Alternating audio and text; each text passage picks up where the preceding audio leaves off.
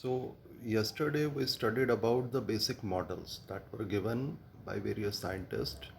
Just to revise, first was Overton, then Gardner Grandel, then Daniel Davidson. Robertson gave the unit membrane concept. And the very well and famous, established and approved acceptable model is of Singer and Nicholson model in 1972, given as fluid mosaic model.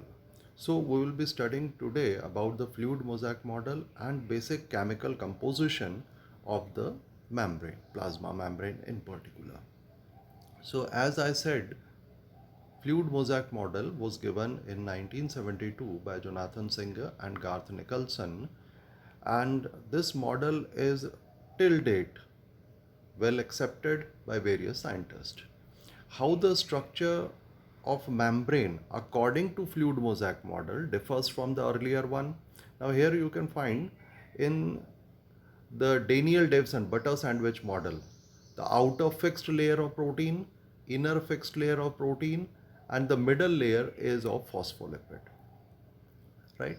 But when we observe the model given by Singer Nicholson, they show these blue or purple proteins which are embedded within membrane, not in form of continuous sheet.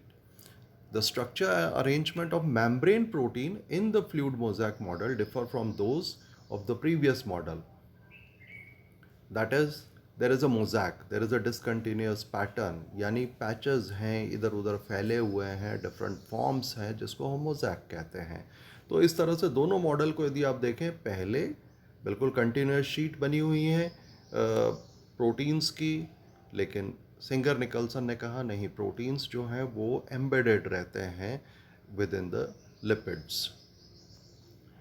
Most important fluid mosaic model presents cellular membrane is a dynamic structure. अब उन्होंने ये भी कहा कि यह जो membrane है वो dynamic है.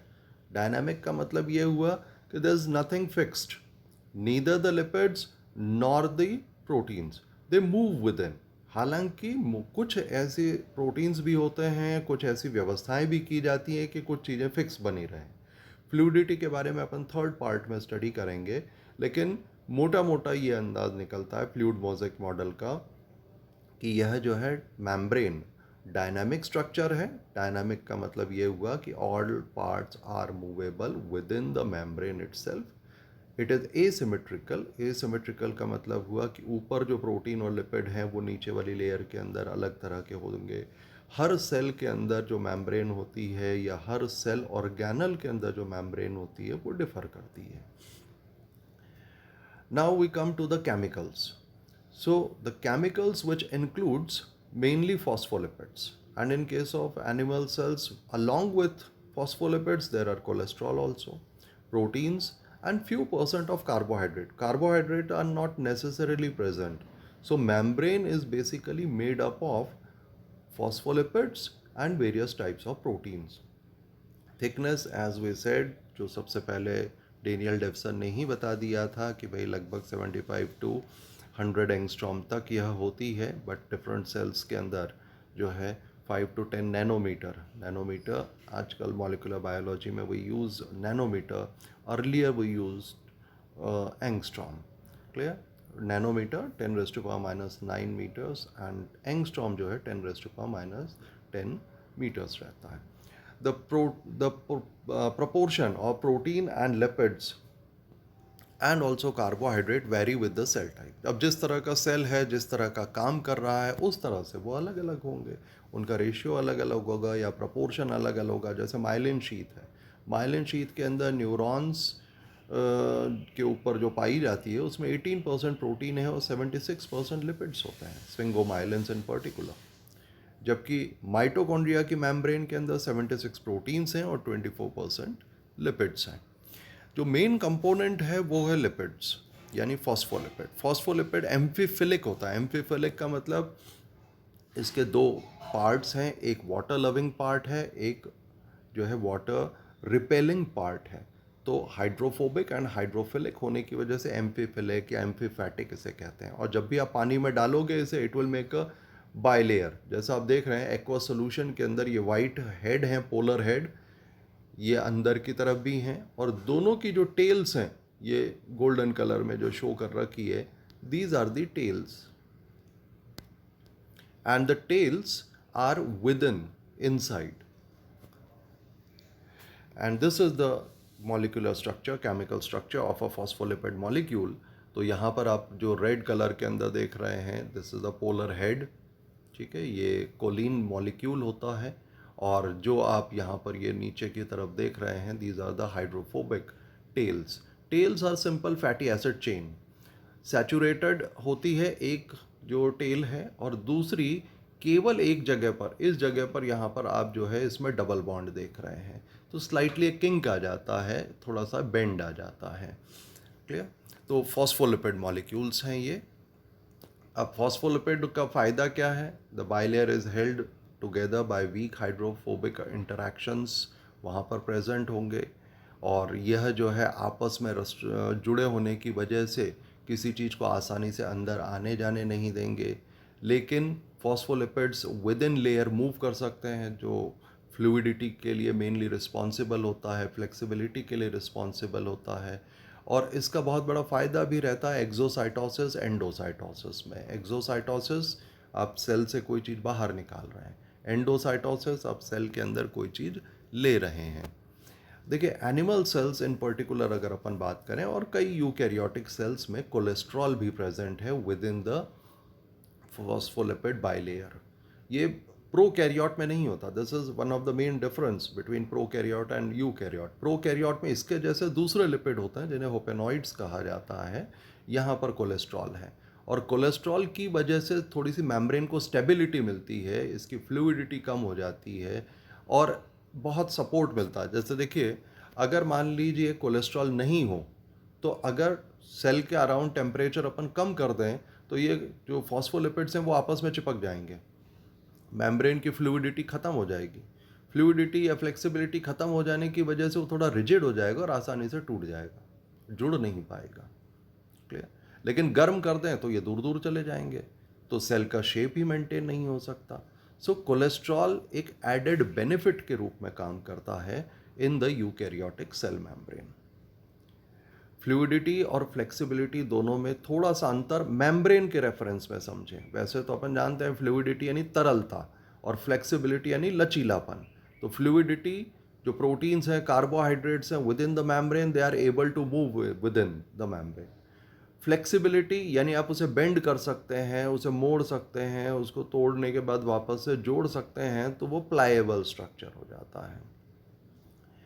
अब मेम्ब्रेन में हमें प्रोटीन्स भी मिलते हैं। प्रोटीन्स दो तरह के होते हैं, integral proteins and peripheral proteins. Integral या इंट्रिंसिक, पेरिफेरल या extrinsic.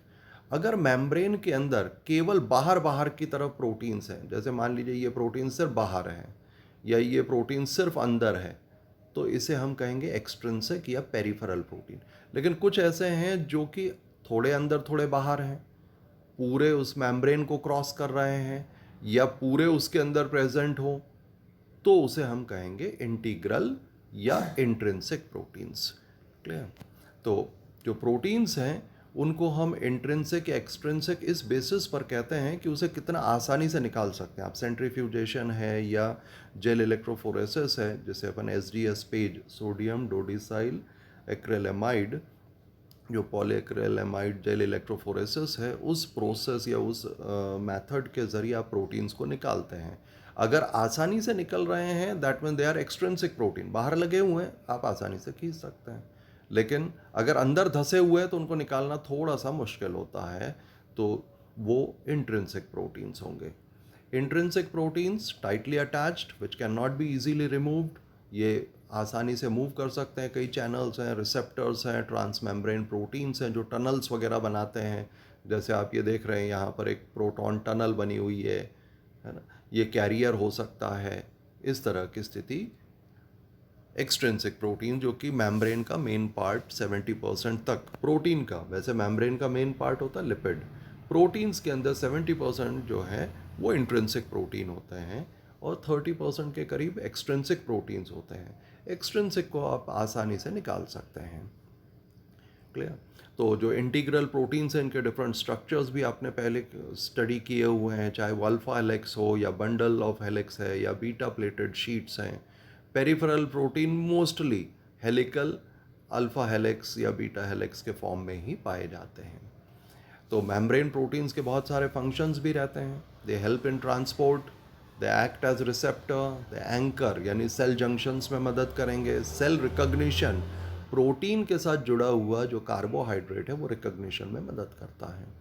Then cell junctions, intracellular जो जॉइनिंग्स हैं, एंजाइमेटिक एक्टिविटी, बिना एंजाइम्स के जो है कई बार जो हार्मोन्स हैं उनको रिसीव करना मुश्किल होता है या उससे जुड़े हुए रहते हैं। जैसे आप यहाँ पर देख रहे हैं ये एक्स और वाई जो लिखा हुआ है, ये आप जब हार्मोन्स पढ़ोगे तो उसके अंदर आता है। ये हार्मोन रिसेप्टर से जुड़ा और उसने एक साइक्लिन जो एएमपी है उसको एक्टिवेट कर दिया with the help of adenyl cyclase enzyme. तो we find there are various functions of the membrane protein. 1 to 8% तक यहाँ कार्बोहाइड्रेट्स भी हैं जो मेजर कंपोनेंट है कई मेम्ब्रेन्स के, जैसे आरबीसी है या एनिमल सेल्स के अंदर भी अपन देखते हैं, इंटेस्टाइन सेल्स में देखते हैं। और ये कार्बोहाइड्रेट ओलिगोसैकेराइड्स होते हैं जो फ्रीली अवेलेबल नहीं रहते, either they are attached to the protein, then we call it as a glycoprotein, or they are attached to the lipid. If carbohydrate is attached to the lipid, we will call it as a glycolipid. And the very important part is they are very important in recognition function. जैसे अपन कहते हैं कि identify करना self और non self. जैसे आप एक simple सा एग्जांपल ले लें, हमारे ब्लड ग्रुप्स हैं अलग अलग तरह के होते हैं, तो अगर ए वाले को बी दे दिया जाए या अलग तरह से बी वाले को ए दे दिया जाए तो वो आपस में जुड़ जाते हैं। क्यों जुड़ जाते हैं? क्योंकि वो इंटरेक्शन कर जाते हैं। तो पहचाना कैसे कि भाई ये दूसरा ब्लड ग्रुप का आ गया है? That is with the help of oligosaccharides present on the RBC membrane. So they helps in cell recognition, fertilisation हो गया, इम्यून रिएक्शंस हो गए, उन सब के अंदर ये काम करते हैं, right. So on next topic we will be studying about membrane